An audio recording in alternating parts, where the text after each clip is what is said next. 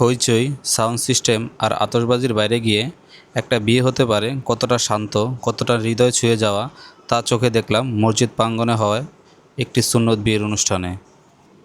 বিয়েটি ছিল পুরোপুরি ইসলামী রীতি অনুসারে, কোনো বাড়তি আয়োজন নেই, কোনো অপচয় নেই।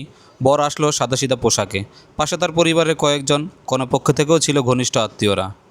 মসজিদে ইমাম সাহেব নিজেই নিকা পড়ান, কোরআন তেলাওয়াতের মাধ্যমে নিকা অনুষ্ঠান শুরু হয়। কোনো পক্ষের একজন ভাই মসজিদে নির্ধারিত রুম থেকে মুখে সম্মতি নেন এবং পরবর্তী অংশটা হয় পুরোপুরি সুন্নাহ মোতাবেক।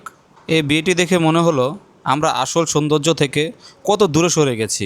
খুব সহজেই বিয়ে করা সম্ভব যদি আমরা সমাজের চাপ আর বাহুল্য ঝেড়ে ফেলে শুধু ইসলামের সহজ সরল পথ অনুসরণ করি।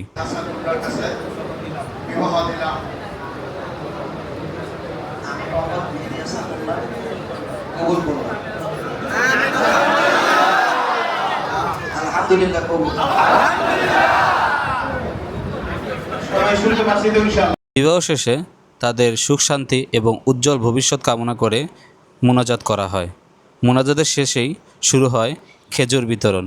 যেভাবে পারছে খেজুর নিচ্ছে, এটাই হচ্ছে ইসলামের সৌন্দর্য। আমিও কারাকারি করে কিছু খেজুর নিলাম।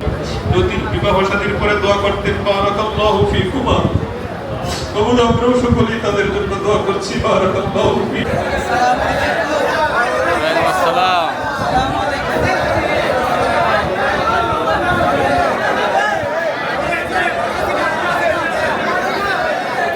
এদিকে মারো।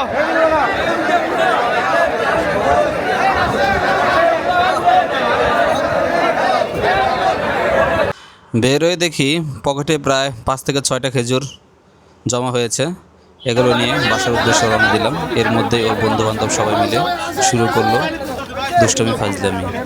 আপনারা সবাই ভাগিনা মুন্নার জন্য দোয়া করবেন যেন ওর দাম্পত্য জীবন সুখের হয় এবং আল্লাহ যেন ওকে নেককার সন্তান দান করে। আমিন। চলে যাচ্ছি আজ, সবাই ভালো থাকবেন। আসসালামু আলাইকুম ওয়া রাহমাতুল্লাহ।